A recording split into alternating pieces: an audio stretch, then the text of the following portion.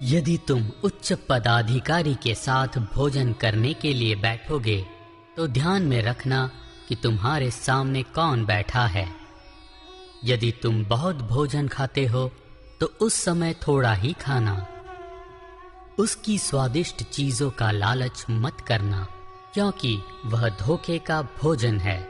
पूंजीपति बनने के लिए अपना पसीना मत बहाना, इस लोभ के बचने में ही बुद्धिमानी है।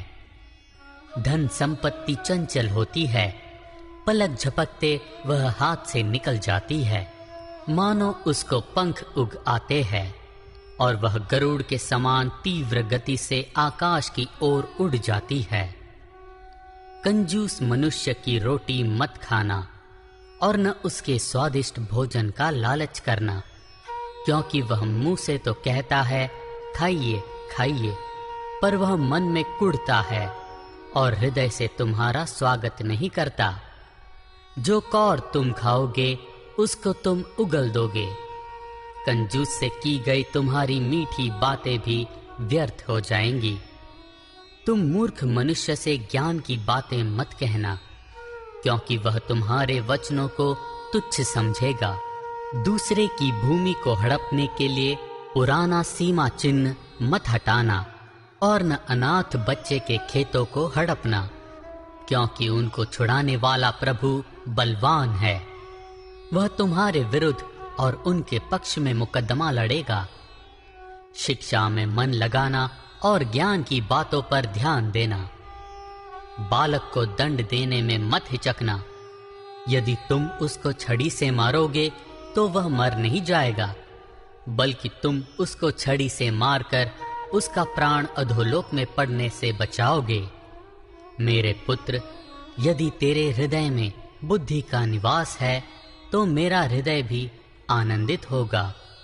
जब तेरे मुंह से विवेकपूर्ण बातें निकलती है तब मेरी आत्मा हर्षित होती है। मेरे पुत्र, पापियों की सफलता को देखकर उनसे ईर्ष्या मत करना, परंतु प्रतिदिन प्रभु की भक्ति निरंतर करते रहना। निस्संदेह सुबह फिर होगी और तेरी आशा पर तुषारपात न होगा। मेरी बातों को सुन और बुद्धिमान बन, सदाचरण पर मन लगा। शराबियों के साथ मत रह और उनके साथ जो मांस खूब खाते हैं, क्योंकि शराबी और पेटू आदमी अपनी आदत से गरीब हो जाते हैं। उनकी उंघाई उनको फटे चिथड़े पहना देती है।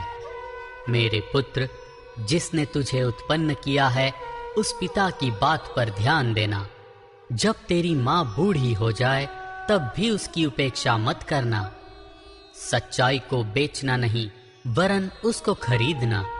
बुद्धि, शिक्षा और समझ को मोल लेना।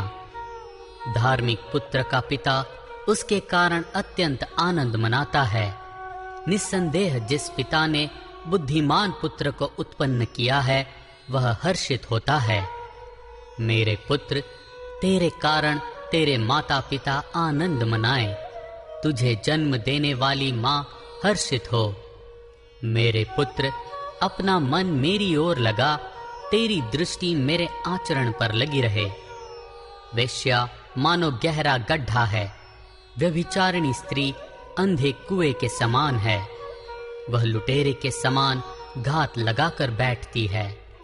उसके कारण अनेक पुरुष पत्नी से विश्वासघात करते हैं। कौन दुखी है, कौन शोक मनाता है, कौन लड़ाई झगड़ा करता है, कौन शिकायत करता है, अकारण ही कौन घायल होता है। किसकी आंखें लाल रहती है? वे जो देर तक शराब पीते हैं, जो मसाला मिश्रित मदिरा की तलाश में यहाँ वहां भटकते हैं। लाल लाल शराब की ओर नजर मत उठाना, क्योंकि जब वह प्याले में ढाली जाती है तब सीधे पेट में उतर जाती है। तब अंत में वह सांप के सदृश डसती है, करैत सर्प के समान काटती है। शराब पीने के बाद तुझे आंखों से विचित्र वस्तुएं दिखाई देंगी। तू उल्टी सीधी बातें कहेगा। तुझे ऐसा अनुभव होगा मानो तू समुद्र के तल में पड़ा है, मानो तू मस्तूल की चोटी पर खड़ा है। तू कहेगा, लोगों ने मुझे मारा पर मुझे चोट नहीं लगी। उन्होंने मुझे पीटा लेकिन मुझे पीड़ा नहीं हुई। मुझे होश कब होगा कि मैं दूसरा पैग पीऊं?